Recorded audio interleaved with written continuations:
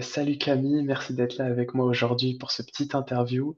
On va traiter plein de sujets super intéressants aujourd'hui, des sujets que je connais même pas pour le coup, et c'est ça qui est super cool. On va parler de cerveau, de neurosciences, de neurodivergence, de différents profils, comment est-ce qu'on adapte l'organisation à certains profils particuliers. Donc ça, c'est super intéressant, ça peut aider beaucoup de monde que justement, aujourd'hui, je ne peux pas forcément cerner et comprendre, étant donné que j'ai pas une vision sur tous ces types de réflexions et de cerveau qui existent. Toi, tu es assez doué à ce sujet. Est-ce que déjà, avant de qu'on traite ces sujets-là, tu pourrais te présenter rapidement, me dire un peu qui tu es, d'où tu viens, comment est-ce que tu en es arrivé là aujourd'hui? Ok. Merci en tout cas Mehdi pour la présentation et pour l'invitation. Donc je m'appelle Camille. Aujourd'hui, ça fait 7 ans que je suis à mon compte dans la formation en ligne et cette année, c'est une année particulière parce que je lance mon école. À savoir que pour en arriver ici, ça date depuis que je suis petite, j'ai toujours eu du mal à apprendre à l'école. Je passais du temps à répéter, à apprendre comme ce qu'on nous disait de faire. J'avais des cours en particulier à côté et même des fois les profs qui prenaient plus de temps, mais ça ne marchait pas. C'est-à-dire que voilà. Donc c'était très compliqué et ça m'a toujours intriguée de me dire qu'un jour, il y aurait forcément une école qui apprendrait à apprendre à tout le monde. Et du coup, durant mon parcours entrepreneuriat, grâce au fait que j'ai fait des formations pour d'autres personnes, puis les miennes pour des élèves, j'ai pu constater, en fait, selon les profils, qu'il y avait des façons d'apprendre qui étaient différentes et qui allaient plus vite. Et je me suis focus dessus. J'ai commencé à comprendre comment ça marchait. Aujourd'hui, l'entrepreneuriat, je le mixe avec les neurosciences pour que chacun comprenne comment il fonctionne. Parce que la base, dans tout ce que, pour moi, tu vas faire dans ta vie, que ce soit en temps perso, qu'en pro, tout ça, tu utilises ton cerveau au quotidien. Mais si tu l'utilises de la mauvaise manière, ben forcément, c'est pas optimisé pour toi. C'est trop sous-estimé justement le fait de ne pas savoir comment on parle de son cerveau, parce que j'ai pas l'impression que c'est en développement à l'heure actuelle. Mais en alliant, pour moi, tout ce qui va être les neurosciences, le business, le bien-être, etc., ça te permet d'optimiser à fond tes compétences et tes capacités. Est-ce que aujourd'hui, tu as une semaine type, une routine, on va dire, pour gérer ton business du coup, puisque c'est 100% de ton énergie qui est dans ce business-là. Aujourd'hui, tu n'as plus de contrat de travail, si je dis pas de bêtises. Non. Donc voilà, tu développes ton business et ton projet. Comment est-ce que tu t'organises dans la semaine pour gérer ça de ton côté? Alors déjà, petite parenthèse, ça va dépendre de l'énergie que j'ai. Parce qu'il y a des semaines où on a moins d'énergie que d'autres. Mais surtout, en fait, voilà, moi, mon cerveau, il va fonctionner différemment qu'on soit en matin, en après-midi ou en soirée. Et je sais que je marche là où j'ai le plus de capacité, moi, c'est le matin. Donc le matin, c'est là que je vais être dans ma zone de génie. Ça va être beaucoup de création, ça va être beaucoup, tu vois, en fait, voilà, le matin, je suis vraiment dans tout ce qui va être création, qui va être le cadre, qui va être la vision, les objectifs, savoir où je vais, pourquoi, comment, tout ça. Pourquoi? Parce que moi, je fonctionne comme ça. J'ai besoin de, tu vois, juste à côté de moi, là, j'ai un tableau où je vois exactement en deadline ce que je dois faire à tel jour pour arriver à un objectif qui, là, j'en ai un proche d'ici mars, tu vois. Donc avant mars, je sais ce que je dois faire. Et en fait, tout se passe où moi, mon cerveau fonctionne comme ça. Donc le matin, je suis très orientée, donc comme je dis, zone de génie à travers stratégie, à travers tout ça. L'après-midi, c'est plus, en fait, soit ça va être de la connexion humaine, parce que moi, c'est quelque chose qui me nourrit beaucoup, que ce soit en networking, que ce soit en message, en appel, etc., en rendez-vous. Ou alors, ça va être, tu vois, au niveau des répondre à mes élèves, ça va être sur du management, parce que je travaille avec des personnes qui travaillent pour moi. L'après-midi, je suis plus comme ça. Et surtout, moi, j'ai un temps d'énergie en plus pour me nourrir. Parce qu'en fait, le fait que je sois entre guillemets, de temps en temps en off, c'est ce qui permet de me permettre de travailler mieux et aussi d'avoir des idées. Ça peut être de la cuisine, ça peut être, tu vois, entre midi et deux, tout ça, je pars marcher avec mon chéri. Enfin, ça peut être le sport, ça peut être différentes choses en fait. Même écrire, j'écris beaucoup, qui me permettent de m'évader et de me recentrer. Parce qu'en fait, en ayant d'autres choses à côté, parce que moi je suis toute seule, je suis à mon compte, enfin toute seule, je suis à mon compte, je veux dire, j'ai que ça, contrairement à toi qui es étudiant. Et souvent, tu peux remarquer dans les entrepreneurs où ils ont plus que leur travail, tu vois, où ils sont au chômage à côté et tout ça. Souvent, ils n'avancent pas. Et pourquoi? Parce qu'en fait, leur cerveau sait qu'ils ont tout ça pour le faire. Donc, en fait, ils n'arrivent pas à avancer. Quand tu as moins de temps ou quand tu sais que tu dois le rendre pour une deadline, tu es beaucoup plus productif. Tu sais, on a tous ce truc quand on était à l'école, les exposés, qu'on fait un peu au dernier moment. C'est pas un hasard. Parce qu'en plus, on va être beaucoup plus productif, etc. Sauf ceux qui sont hyper stressés. Voilà, on est fait comme ça. Donc, quand tu es à ton compte, vaut mieux voilà, que tu t'organises, que tu planifies, etc., qui va te permettre justement d'être beaucoup plus productif. Et ça te permet de lier ton cerveau gauche au cerveau droit, parce que tu as une partie du cerveau qui est tout ce qui va être chiffre, analyse, donc ce qui est très important dans l'entrepreneuriat pour savoir si on va dans la bonne direction, et tu as l'autre cerveau qui est plus créatif. Donc le fait de mixer aussi sur les deux, ça te permet d'être au top. D'accord, intéressant. Du coup, ce que tu fais, c'est que tu te mets des deadlines alors qu'entre guillemets, personne te les impose. Qu'est-ce que tu as appris depuis, du coup, plus de 7 ans sur la fixation des deadlines? Comment tu fais pour, faire des deadlines intelligentes? En fait, moi, j'ai un gros objectif que je me mets, on va dire, de base, je me le mets à plus de 10 ans. C'est vraiment mon objectif, mon pourquoi. Parce que voilà, moi, depuis que je suis petite, j'ai un énorme pourquoi lié à l'éducation, tout ça. Et de là, en fait, je vais me dire, OK, cette année, c'est quoi la chose importante, on va dire, que je vais faire en termes d'objectifs. Et en fonction de là, je vais diminuer sur l'année, 6 mois, etc. Et je les refais à peu près tous les 3 mois. En fait, je me fais donc j'ai un tableau là qui est juste à côté où j'ai un titre qui me parle beaucoup. Et de là, je vais avoir un peu, tu sais, comme quand tu as une frise chronologique sur là, on est sur novembre, décembre, janvier, mars, tu vois. Parce que je sais que l'objectif final, il est en mars. À côté, j'ai des photos pour me projeter où c'est que je veux aller. Et je vais avoir à chaque. Donc, la date. Si là, par exemple, tu en es en novembre, la date de la fin de l'objectif pour novembre, c'est au 1er décembre. 1er décembre, du coup, j'ai un titre, j'ai un mot pour me dire ce qu'il faut que je fasse. Et en dessous, j'ai 4 carrés par mois avec les objectifs principaux. Parce qu'en fait, dans ce tableau, je marche autant sur le côté gauche que le côté droit du cerveau, ce que je t'expliquais. Quand j'ai découvert ça, ça a changé ma vie. Je pense que ça faisait 3 ans que j'étais à mon compte, ou 2 ans, je sais plus. Et en faisant ça, j'ai fait quasiment x30 de mes CA des années précédentes. J'ai une équipe en 2-2, enfin, il y a tout qui a changé littéralement. Et à un moment donné, j'ai arrêté de le faire. Je me suis cassé la gueule, mais vraiment. Et là, je l'ai refait après. Et après, ça m'a permis de bien démarrer. Et souvent, là, on sous-estime, on se dit, ouais, non. Mais en fait, on ne se rend pas compte de ce que ça apporte vraiment. Je reviens pas des résultats que ça t'a permis d'obtenir. C'est un truc que j'ai souvent partagé, mais enfin, d'ailleurs, tu le vois ici sur mon placard juste derrière. C'est des choses que je m'affiche aussi pour le voir. Je le partage souvent, mais je pensais pas que ça avait autant d'impact. Enfin, toi, de ton côté, qui a beaucoup plus d'expérience que moi, ça me touche ce que tu me racontes. Et c'est vrai que du coup, le fait de mixer à la fois des chiffres, de la rationalité dans l'objectif avec quelque chose d'écrit, de concret, sous une certaine Mhm. date, mixé finalement avec plus de, comment je peux appeler ça, d'émotionnel, de visuel avec une image, si je comprends bien, c'est ce que tu as mis, une image pour chaque objectif. Mais du coup, ça crée quelque chose pour la vision Mm. long terme dans le cerveau et aussi court terme, moyen terme, selon l'échelle que tu as définie. Oui. Et qu'est-ce qui se passe pour toi dans le cerveau quand on imagine une vision long terme? Les visions long terme sont souvent liées à quand on va se remémorer le passé dans le cerveau, alors que justement, c'est pas un passé parce que c'est censé être du futur quand on est dans une vision. Et c'est ce qui fait que beaucoup d'entrepreneurs n'arrivent pas à atteindre cette vision parce qu'au lieu de se concentrer sur leur objectif, ils vont trop se concentrer au niveau du cerveau, mais leur cerveau leur dit non, mais en fait, tu peux pas atteindre ça parce que tu l'as jamais fait. Parce qu'en fait, vision long terme est égale passé. Est-ce que tu l'as fait, oui ou non? Et là, du coup, scientifiquement, parlant ou pas, souvent on nous parle de la loi de l'attraction, de se répéter les choses, de la visualisation, etc. Certains disent que c'est pas vrai, donc ça leur appartient. Mais d'un point de vue scientifique, neurosciences, si tu préfères, le fait que tu projettes ton cerveau dans l'émotionnel, donc tu es dans le cerveau, on en parle, dans l'émotionnel, que tu lui dis, comme si tu lui parlais qu'il avait déjà fait, à un moment donné, en fait, il va y croire. Et plus il va y croire, plus ça va être simple et plus ça va être OK que ce soit autorisé, entre guillemets, pour lui, que ce soit dans son futur. Pour t'expliquer, dans ton cerveau, là, quand on parle de vision, tu as le cerveau limbique. Donc, je sais pas si tu parles avec le cortex préfrontal. En gros, c'est le cortex préfrontal, c'est ce qui est super important dans l'entrepreneuriat. Parce que, en fait, c'est ça qui va te faire passer à l'action, c'est ça qui va te faire créer ta vision, etc. Et qui va te faire prendre des décisions.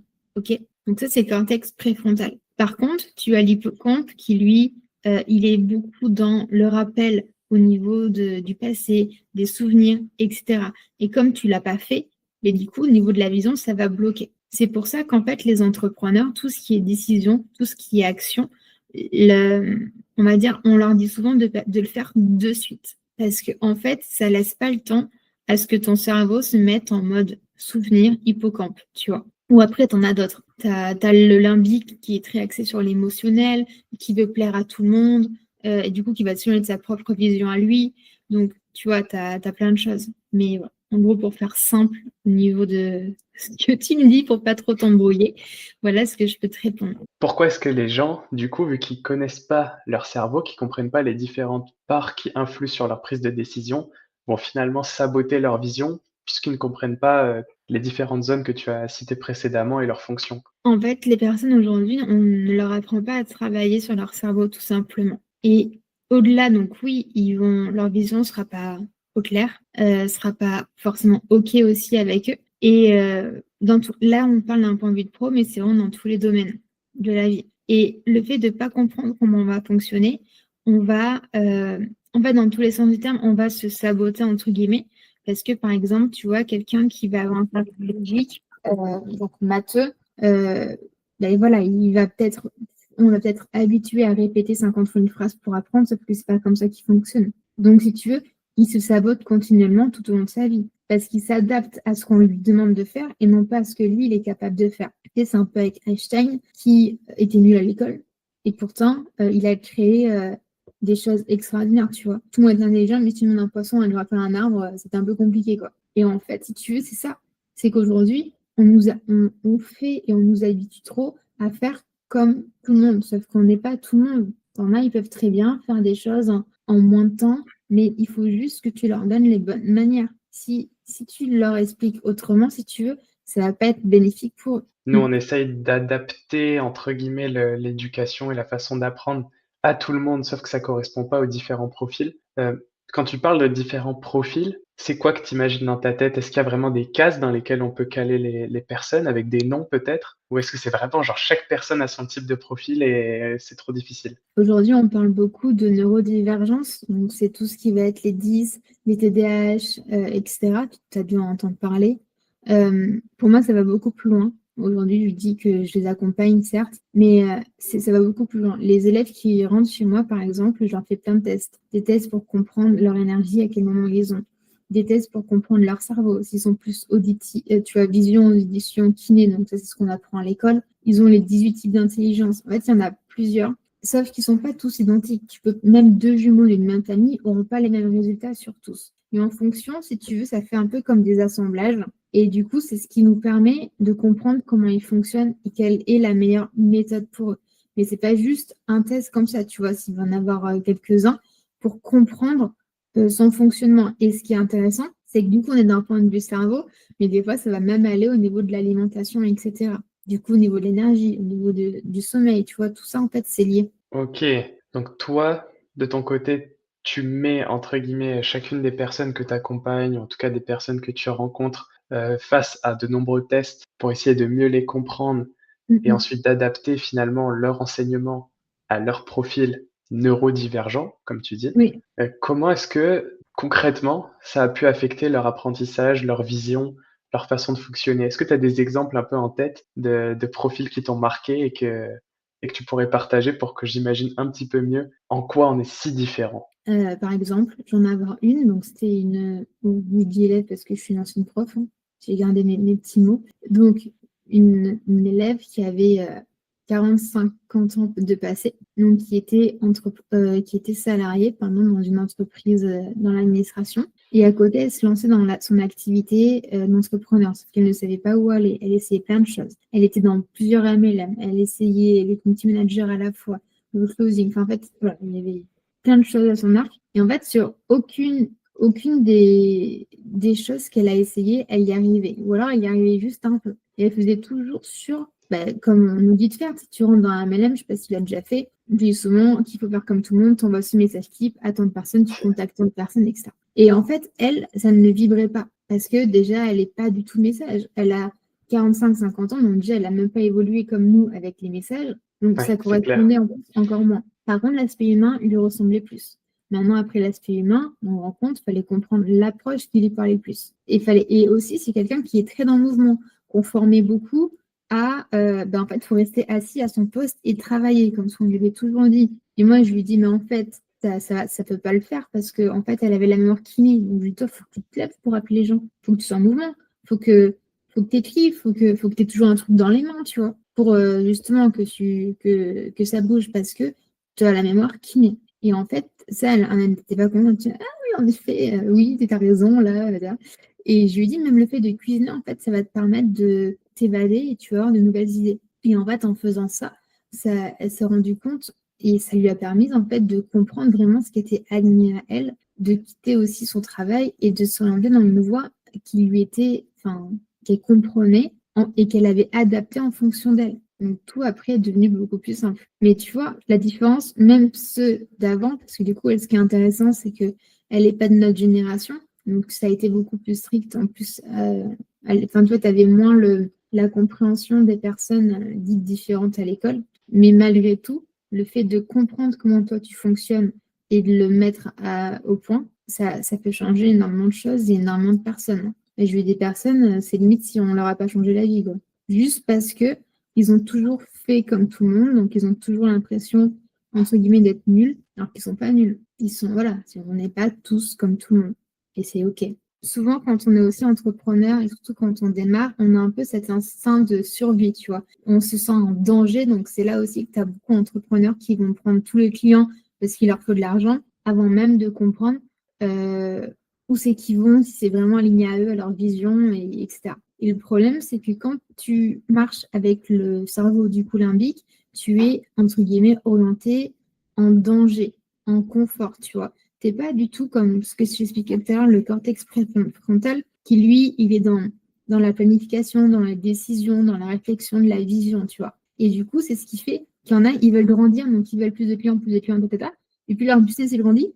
Et puis d'un coup, ils se rendent compte, ils se disent, ah, mais en fait, c'est pas du tout ce que je voulais faire, mais comment je m'en suis arrivée là? Parce que, tu vois, il y a eu un oubli d'eux, où ils se sont dit, là, ils ont juste pris parce qu'ils ont vu que ça marchait, il y a une demande du marché, mais ils ont oublié, eux, où c'est qu'ils voulaient aller. Et du coup, inconsciemment, ça crée aussi du sabotage. J'ai tellement d'exemples sous la tête de ce que tu viens de raconter, d'entrepreneurs d'ailleurs qui le partagent hein, publiquement, de leur croissance extrême qu'ils ont poussé, poussé, poussé, alors qu'en fait c'était pas du tout ce qu'ils voulaient à l'origine. Ils s'étaient lancés plutôt pour la liberté financière, de travailler très peu dans la journée, de profiter beaucoup.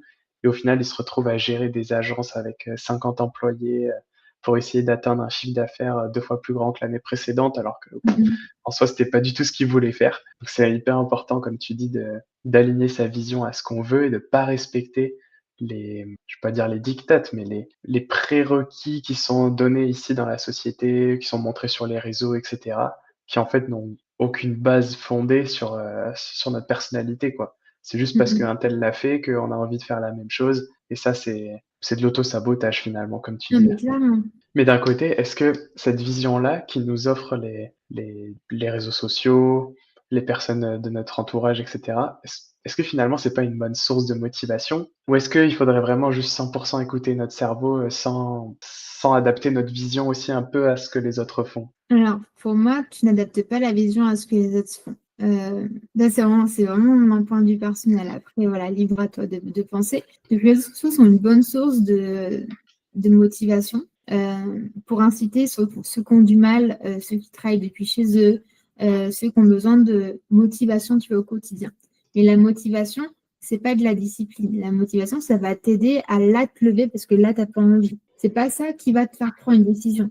C'est pas ça qui va te faire maintenir sur le long terme. Pour moi, la motivation, donc du coup, si je reprends tes termes intérieurs, t'emmènera beaucoup plus loin parce que tu sais pourquoi tu le fais. Que si tu regardes par les réseaux, exemple, bon, aujourd'hui on a beaucoup de digital nomades, etc. Mais en fait, euh, d'un point de vue, ça peut te bloquer sur toi en te disant, OK, moi je vais peut-être faire la même chose, mais tu sais pas vraiment si c'est aligné à toi. Et tu vas te comparer aussi aux autres. Et c'est pas toi. Donc, si tu veux, pour moi, les réseaux, et ce qu'on voit, c'est bien. C'est bien au niveau du contact, du réseautage, de l'ampleur de l'information qu'on a aujourd'hui comparé à avant. Mais il ne faut pas mélanger qui tu es et ce que tu vois. Intéressant. Mais du coup, il y a une question que je me pose, c'est, OK, c'est intéressant d'aller chercher de la motivation sur les réseaux au début pour se lancer, mais qu'après, il faut se fier 100% à sa vision pour garder la discipline, réajuster le cap et savoir où on va. Comment est-ce qu'on fait quand vraiment on n'a pas les idées claires sur ce qu'on veut vraiment, quand finalement on sait pas vraiment forger sa personnalité? Est-ce qu'on peut entraîner son cerveau à avoir une vision claire pour la clarifier ou est-ce qu'on est vraiment bloqué? Non, on peut entraîner son cerveau à avoir une vision claire. Après, tu as les biais aussi qui peuvent t'aider. En fait, il faut que tu comprennes déjà, on va aller loin, mais en gros, il faut que tu comprennes déjà d'où tu viens et est-ce qu'aujourd'hui tu es bien dans ton corps. Enfin, c'est bête, mais ça commence ici. Dès l'instant que tu as des biais qui vont être liés au fait que tu vas avoir des peurs, tu as besoin, toi, tu as les biais de confirmation, etc. Mais déjà, en fait, tu as besoin de la vie des autres. Et en fait, sauf que ton activité n'est pas faite pour les autres. À la base, tu te lances pour toi, tu te lances pour tes objectifs à toi. Sauf que tu as des personnes qui ont encore des problèmes, on va dire, des traumas à soigner, des blessures à réparer, tu vois. Et c'est lié, ça aussi. Parce qu'une personne qui n'a pas confiance en elle, une personne qui a besoin de la vie d'autrui, une personne qui ne s'autorise pas à être, c'est beaucoup plus difficile pour elle. Alors oui, on peut reprogrammer le cerveau, etc. Mais en fait, si ces blessures ne sont pas soignées, si tu veux, c'est, comment dire, ça ne va pas l'aider sur le long terme. Il va falloir, on va la rattraper. Ça va être un pansement pendant un court terme, tu vois. Donc, c'est comprendre d'où tu viens, pourquoi tu as ces blessures, etc. Qu'est-ce que ça te fait ressentir? Est-ce que c'est quelque chose qui est conscient, inconscient, etc., tu vois. Et après, le mixer, l'améliorer, tout ça. D'accord. En fait, finalement, notre environnement mental, notre passé, donc ça peut être nos blessures, nos traumas, le stress qu'on vit au quotidien, la fatigue, les différents biais cognitifs qu'on a pu accumuler depuis le temps. En fait, tout ça, si je reprends aussi un peu tes termes, ça nous rétrécit un petit peu notre vision et c'est important d'en parler et d'essayer justement, de discuter avec des gens qui ont une vision plus large comme toi, qui vont essayer de nous ouvrir les possibilités sur d'autres modes d'apprentissage, sur Oui, clairement. d'autres voies professionnelles qu'on n'aurait même pas pu envisager. Et Mm. donc finalement, l'impact du cerveau sur notre vision est vraiment sous-estimé si je peux Oui, récapituler, mais sans même dire. clairement, c'est pas pour rien aujourd'hui que les plus grands du monde avaient vraiment une vision qui était claire, qu'ils ont entraîné avec leur cerveau, etc. Ouais, c'est vrai, même les sportifs de haut niveau, Mm. on les voit très souvent, passer de longs moments à faire de la visualisation avant toute épreuve. C'est ce que j'essaie de faire moi aussi au quotidien pour réussir à forger ma vision à l'instant T, mais aussi des fois de prendre, allez, une fois tous les trimestres, c'est à peu près mon rythme, un temps, une demi-journée pour juste réfléchir à ce que je veux pour le prochain trimestre et bim bam bim, caler tous les objectifs, avec Ouais. précision. Maintenant qu'on a beaucoup plus de savoir sur l'impact du cerveau sur notre vision, j'aimerais passer dans une nouvelle partie de cet appel où on va vraiment traiter comment est-ce qu'on peut hacker notre cerveau contre la procrastination. Donc, comment est-ce qu'on peut utiliser toutes ces bases neuroscientifiques? Ok. Comment est-ce qu'on peut utiliser notre cerveau à notre avantage? Pour ça, déjà, il faudrait comprendre ce qui se passe quand on procrastine. Pour toi, quand on procrastine, est-ce que c'est juste de la flemme ou il y a autre Non, c'est chose un derrière? conflit. Tu as l'amygdale, en fait, qui est, on va dire, le centre de tout ce qui est peur, inconfort, ce qui veut te protéger, tu vois, du danger, entre guillemets. Et tu vas avoir le cortex préfrontal, qui est, lui, tout ce qui va être objectif, plan, passage à l'action, décision. La procrastination, c'est juste qu'il y a un conflit entre les deux qui sont pas d'accord. Et la majorité des gens, le problème, c'est qu'ils perdent à ce conflit-là, parce qu'en fait, comment dire, il y a un problème au niveau des émotions. Parce que forcément, tu vois, tu peux avoir peur, mais tu dois passer à l'action parce que logiquement, ton action, tu sais tellement où c'est que tu vas, c'est tellement clair et ça te booste aussi parce que tu as quelque chose à atteindre. Mais si ta peur est plus forte que ton envie d'atteindre l'objectif, ben, du coup, ça bloque. Et c'est ce qui fait que tu as de la procrastination qui va aller. Mais la peur, c'est quoi? C'est de l'émotion. Donc l'émotionnel est plus fort que l'action. Et donc l'émotionnel te bloque. Soit, du coup, les gens sont conscients parce qu'ils ressentent, tu vois, ils vont avoir mal au ventre, selon, voilà, ou c'est, je te parle de ventre parce que le ventre, c'est l'organe numéro un au niveau des émotions, mais ça peut être à d'autres endroits. Et du coup, comme ben, les émotions, on oublie de les traiter souvent, on pense plutôt plus résultat, je veux augmenter mon chiffre d'affaires, je veux plus de clients, etc. Mais on oublie en fait soi en prioritaire. Que tant que tu ne te soignes pas toi et que tu ne sais pas pourquoi tu ressens ça, pourquoi ça te fait peur d'aller démarcher un client, pourquoi ça te fait peur d'appeler cette personne, etc. Tu vois. C'est comme quand tu es jeune et que tu vois, tu as les premiers copains, copines, tout ça, là, et qu'il faut appeler quelqu'un, là, tu vois, et que tu n'as pas envie. Et c'est les mêmes hormones qui se créent en fait quand tu veux prospecter quelqu'un et que tu n'oses pas. Et souvent, on se dit, bon voilà, je suis entrepreneur.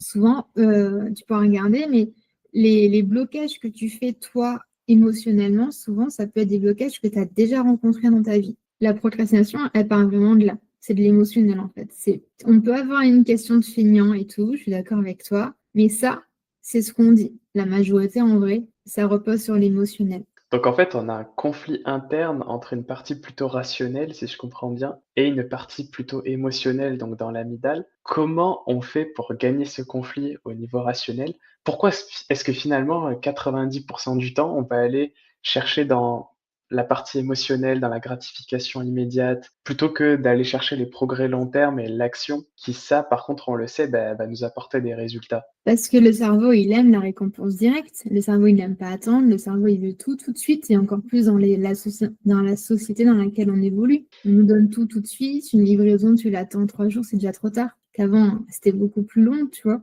Donc, en fait, on nous habite. Déjà, le cerveau, il aime tout ce qui est rapide. Et en plus, on nous habitue à l'extérieur à avoir tout de suite. Donc, t'imagines? Donc, en fait, le fait d'avoir tout ça, euh, c'est ce qui fait que tu as besoin de ça rapidement. Après, si tu veux, ton cerveau, il a préféré avoir moins, mais tout de suite. Enfin, mais au moins, il a tout de suite. Que tu vas travailler pendant 6 mois pour avoir peut-être une entreprise, tu vois, qui est stable, ça peut lui paraître, oh, c'est long 6 mois. Et du coup, c'est beaucoup plus dur parce que tu n'as pas de carottes tout de suite. Et c'est pour ça que c'est bien de se mettre des carottes, tu vois, genre tous les jours, de se rappeler à la fin de la journée tout ce que tu as fait qui a été bien. À la fin de la semaine, tu vas faire un cap le vendredi. Le mois, quand tu fais tes objectifs du mois, voir ce que tu as accompli le mois dernier, c'est bien de voir que tu avances quand même. Sinon, tu n'as pas l'impression que tu avances. Parce que c'est des trop petites, c'est des trop petites pardon, récompenses que tu as, contrairement à la récompense que ton cerveau attend. Si tu veux, ça, c'est du coup donner de la dopamine à ton cerveau, donc c'est de la motivation, mais du coup, on est sur du long terme parce que tu l'entretiens grâce à des micro-victoires, grâce à lui montrer ce qui marche, etc. OK, c'est un levier neurologique assez intéressant, la dopamine à court terme dont Oui. tu parles là. Pour toi, c'est la solution pour s'activer, pour se mettre en mouvement rapidement et tenir sur le long terme? Ou est-ce qu'il y a d'autres choses qu'on peut utiliser pour, hacker notre cerveau, comme tu dis? T'en as d'autres, tu peux découper les tests, ça je crois que tu en parles dans ta formation. Là, du coup, tu permets de réduire la peur au niveau du cerveau, d'augmenter la dopamine. Ton cerveau, il voit qu'il y a moins de choses d'un coup, donc ça le rassure, ce qui te permet de diminuer l'émotionnel. Parce que dès que ton cerveau, il a peur, par exemple, dans les agendas où, moi j'en ai vu, il y en avait de 8h à 23h, tu avais même le temps de trajet en voiture, tu avais tout. Et quand tout ça dès le matin, la majorité des gens, ils vont avoir peur. Il y en a, ça va les booster. Bon, toujours pareil, ça dépend de quel type de cerveau on a. Mais en majorité, en fait, le fait de découper, de voir tout ce que tu vas faire, de voir aujourd'hui, il faut que tu te concentres sur ça. Et du coup, même de cocher, tu sais, des fois des cas sur papier ou sur l'ordi, ça permet, en fait, ça stimule quelque chose où notre cerveau, il est bien. Tu vas avoir le fait où on va créer ce qu'on appelle des déclencheurs sensoriels. Donc, ça peut être, il y a la musique, ça peut être, il y a des sons, ça va être via quelque chose qui va faire, même si c'est via un lieu, etc., qui va nourrir ta productivité. Par exemple, des fois, tu vois, ça peut être ah, aujourd'hui, j'arrive pas à travailler, j'ai pas envie. En fait, stop, c'est bon, tu t'habilles bien, tu vas boire, tu vas traîner juste dans un café, ton cerveau, il va être en mouvement, donc ça va l'aider. Tu vas avoir aussi la visualisation qui te permet, du coup, grâce à l'émotionnel qu'on a vu tout à l'heure, d'être dans le futur. Et du coup, tu vas activer ton système nerveux qui va nourrir ta motivation intérieure, qui va t'aider aussi à te remettre en mouvement, tout ça. C'est là que c'est intéressant parce que on est vraiment tous très différents, je me rends compte. Dans ce que tu as cité, il y a des choses qui m'ont directement parlé et que moi aussi, je pratique au quotidien, mais d'autres qui, au contraire, pas du tout. Tu vois, par exemple, les cases à cocher dont tu parlais, je suis totalement fan de ça. J'adore me mettre tout ce que je dois faire, en fait, c'est toujours sous la forme d'une case à cocher et j'ai qu'une envie, c'est d'en cocher un maximum. Donc c'est ça aussi qui me motive à avancer. Mais d'un autre côté, pour la partie, un peu plus sensorielle dont tu parlais, moi, par exemple, je n'ai aucun souci à travailler en pyjama sur mon bureau dans ma chambre toute la journée parce que je suis typiquement le genre de personne qui n'arrive pas à comprendre pourquoi mes camarades de classe, en l'occurrence à l'école, ou mes collègues de travail aussi au boulot, ont besoin d'un environnement particulier, d'être dans de telle ou telle disposition pour travailler. Ça, c'est quelque chose qui, par exemple, de mon côté, n'est pas adapté à mon cerveau. J'ai Mhm. du mal à comprendre pourquoi certains de mes camarades ont besoin d'aller à la bibliothèque, de sentir bon, d'être propre, et cetera, pour aller travailler. Quand moi, de mon côté, je me dis: «Bah, j'ai mon bureau dans ma chambre, je reste en pyjama, je travaille». C'est plus efficace que d'aller faire une demi-heure de trajet, aller au boulot ou je ne sais pas où pour aller travailler. Comme Mhm. si là-bas, j'allais trouver la motivation, alors que techniquement, je peux l'avoir chez moi, tu vois? Et oui, ça dépend de qui tu es. Et du coup, c'est quoi les stratégies qui fonctionnent vraiment sur les personnes, comme tu dis, neurodivergentes, donc qui ne rentrent pas dans les modèles classiques de productivité, pour réussir à s'activer, à se mettre au travail et à rester efficace? Ça dépend trop en fait de qui elle est vraiment, tu vois. Une stratégie vraiment, toi tu es comme ça, donc tu vas fonctionner comme ça. Ça dépend de trop de choses. Pour faire simple, pour eux, le système classique est trop classique. Pour eux, il est trop linéaire, tu vois. C'est des cerveaux qui sont toujours en mouvement. Il faut comprendre qu'un cerveau qui est neuroatypique, tu as beaucoup trop d'intensité, pardon, tu as beaucoup trop d'énergie et il n'y a pas de constance. C'est ce qui fait qu'en cours, en fait, ça ne peut pas marcher parce qu'ils ont trop d'énergie et tu ne peux pas les tenir sur le long terme. Par contre, en peu de temps, ils peuvent te faire beaucoup de choses. Pareil, ça dépend aussi de leur journée, de l'énergie qu'ils ont actuellement, tu vois. C'est quelqu'un qui est hyper boost aujourd'hui, tu donnes quelque chose qui est très aligné à lui, il peut te faire un travail pendant 12 heures d'affilée. Par contre, le lendemain, il n'y a plus personne. Ce qui fait la différence avec une personne lambda qui va travailler de telle heure à telle heure et hop, on repart à demain. Une personne qui est neuro, c'est d'un coup sec. Et donc, du coup, tu vois, tu as ça. Donc, tu as l'énergie qu'il faut beaucoup prendre en compte. Tu vas avoir des visuels, tu peux avoir la gamification, le fait de comprendre, le fait d'apprendre autrement. Ça peut être par des jeux, ça peut être par le fait d'apprendre sa leçon, de recouvrir, de se poser des questions, tu sais, tout ça, d'avoir des genres de récompenses. Ça peut même être des récompenses au soir, genre là, j'ai fini tout ça, donc je peux manger un gâteau ce soir. Enfin, c'est con, mais en fait, ça dépend. Mais on est beaucoup avec les neuros sur la curiosité, sur tout ce qui est question, compréhension, mouvement, tout ça. Mais dans un monde où on a besoin justement de stabilité, par exemple, pour tous les neurodivergents qui écoutent en ce moment et qui ont encore un contrat de travail ou qui ont besoin d'effectuer des heures dans un modèle classique, entouré de personnes classiques, si je peux dire ça comme ça, comment faire pour qu'ils puissent rester disciplinés, focus, sans que ce soit désaligné finalement avec eux-mêmes? En fait, alors ça dépend où rester focus. Si on parle d'un monde pro ou d'un monde perso, et ça dépend le monde pro dans lequel ils sont ou pas, tu vois. En fait, tu vois, les neuros, par exemple, ceux qui sont dans le monde classique, mais dans un environnement qui bouge, c'est genre pompier, tu vois, par exemple, ça bouge tout le temps. Donc l'adaptation est beaucoup plus facile parce qu'ils sont déjà dans un monde, même si le monde il est classique, c'est un monde qui est beaucoup en mouvement. Un monde où, tu vois, ils vont être dans tu vois, je sais pas moi, ils construisent des portails, tu vois, ils sont manuels et ça bouge. Tu vois ce que je veux dire? Ça va être beaucoup plus Mmh. simple. Ce qui est bien, c'est, tu vois, ça va être le fait de se recharger ou pas. Mais en fait, c'est le fait de travailler d'un coup sur ça, tu vois. Et après, là, ils vont se poser. Mais ne pas les couper au milieu de leurs tâches.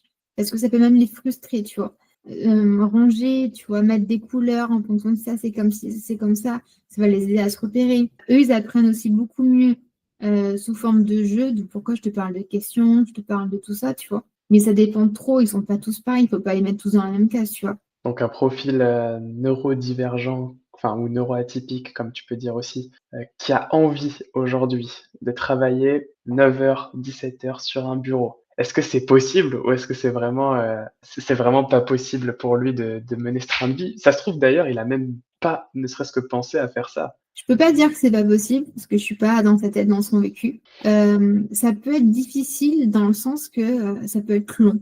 Il peut se faire chier. D'ailleurs, des neuros se font beaucoup plus chier à l'école, hein, parce que ça va assez vite. Par contre, ça peut être intéressant selon ce qu'il fait. Tu vois, un bureau, qu'est-ce qu'il fait comme tâche, tu vois.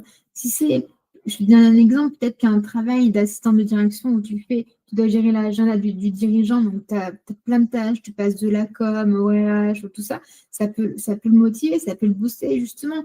Si c'est un projet, tu vois, de concentration, je sais pas, quand tu es dans tout ce qui est ingénieur, architecture, et tu dois faire des plans, tu dois penser au projet, ça, comme si. Mais du coup, ça peut être fascinant pour lui, tu vois. En fait, ça va dépendre.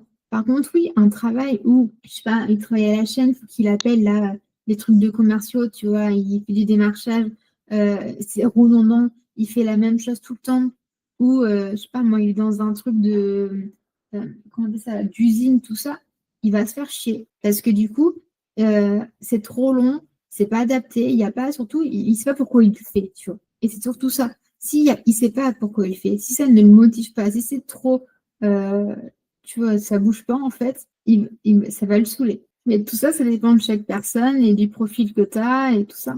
Je peux pas vraiment te répondre à ta question parce que c'est trop vaste en fonction du profil ou d'un autre, c'est comme je t'expliquais. Intéressant. Bah, en tout cas, si, des profils neuroatypiques écoutent cette vidéo et qui se posent des questions, qu'ils ont des questionnements sur leur quotidien, sur leur vision, sur ce qu'ils veulent faire pour plus tard, sur les différentes façons d'adapter leur quotidien à leurs envies profondes, bah, je ne peux que recommander de te contacter du coup pour avoir un peu plus de réponses et en parler un peu plus Merci à longtemps. toi. Pour finir cette interview, donc on a traité plein de trucs super intéressants. J'aimerais te poser 2 petites questions. La première, c'est Mhm. quel est ton top 3 des meilleures astuces d'organisation que tu pourrais donner aujourd'hui? Ok.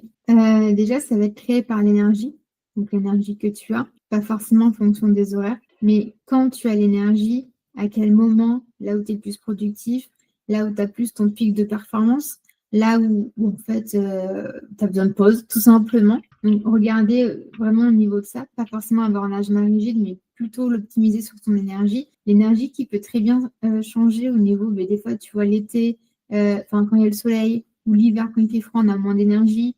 Enfin, il faut vraiment aussi prendre conscience de ça. Et les filles aussi, au niveau des périodes, des fois, l'énergie, elle peut être beaucoup plus basse, voilà, plus souvent qui est, qui est négligée, pardon. On peut avoir le fait de penser en système et pas forcément en tout doux. Donc, système, ça peut être certes l'automatisation, mais ça peut être le fait de voir où c'est qu'on va. Et pas forcément penser que tu dois faire ça, ça, ça, mais pourquoi il faut le faire, tu vois. Ça va être le fait de souffler, de se vider, on va dire, entre guillemets, le cerveau et de voir, voilà, là aujourd'hui, où c'est que je vais, pourquoi, est-ce que ça vibre vraiment avec moi ou est-ce que c'est, entre guillemets, c'est le chaos, tu vois. Et de là, tu vas mettre en place ce que tu dois mettre après. OK, donc si je récapitule, tes 3 meilleures astuces d'organisation, c'est adapter son emploi du temps à son énergie, donc Mm. se comprendre un peu mieux sa chronobiologie, comme on dit, donc se Oui. former un petit peu à ce sujet, son rythme circadien, que ce soit par rapport aussi à la météo, par rapport à son cycle menstruel, tout ça, pour l'adapter à son emploi du temps. Tu conseilles aussi de penser système et pas forcément to do. Mm, Et enfin, tu conseilles aussi de prendre des pauses intelligentes pour pouvoir mieux repartir et ne pas être, dans le flou mental et dans le stress, constant, quoi. mm. Ouais. Et le fait de faire aussi le matin, de savoir où c'est que tu vas sans forcément que tu te poses et dire ce que tu dois faire dans la journée, là, c'est déjà trop tard. C'est le faire la veille qui est mieux. OK, et du coup, de façon contraire, j'ai envie de dire, ce serait quoi les 3 pires astuces d'organisation que tu pourrais donner aujourd'hui? Croire que la productivité, c'est de la discipline, déjà, parce que souvent, c'est ce qu'on me dit, c'est pas de la discipline. Et surtout, tu vas avoir aussi le côté émotionnel que je t'ai parlé aussi tout à l'heure, qui va t'aider à être dans la constance. Donc, la productivité, c'est pas une discipline. Ça va être le fait aussi de multiplier tout le temps, avoir plusieurs outils, etc., sans forcément avoir des systèmes et des structures, tu vas être un peu éparpillé entre Notion, Trello, Asana, tout ça, quoi. Donc, et avoir tout ça et de pas savoir vraiment où c'est que tu vas, pourquoi, etc. Tu vas avoir le fait de vouloir tout le temps faire, de penser à mieux faire, d'être trop dans le créer, créer, créer, sans forcément savoir pourquoi tu le fais, où tu vas, et entre guillemets, tu sais, souvent, dans le système dans lequel on est, on nous a appris à créer, à faire, pour après recevoir. Tu sais, tu travailles, après tu as l'argent.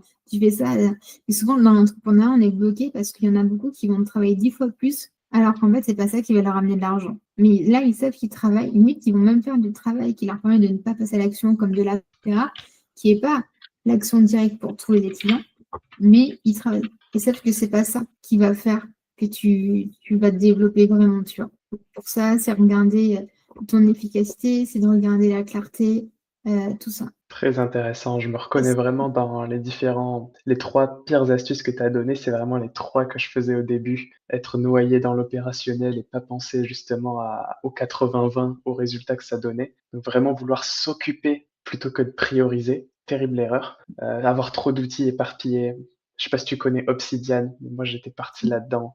créer un second cerveau, avoir 10 millions d'outils, à la fois centralisés mais aussi s'éparpiller. Donc bon, la pire des choses à faire, j'ai tout détruit et je suis reparti, sur des bases saines. Et puis aussi, comme tu dis, la 3e pire astuce de productivité, c'est de croire que productivité, c'est de la discipline.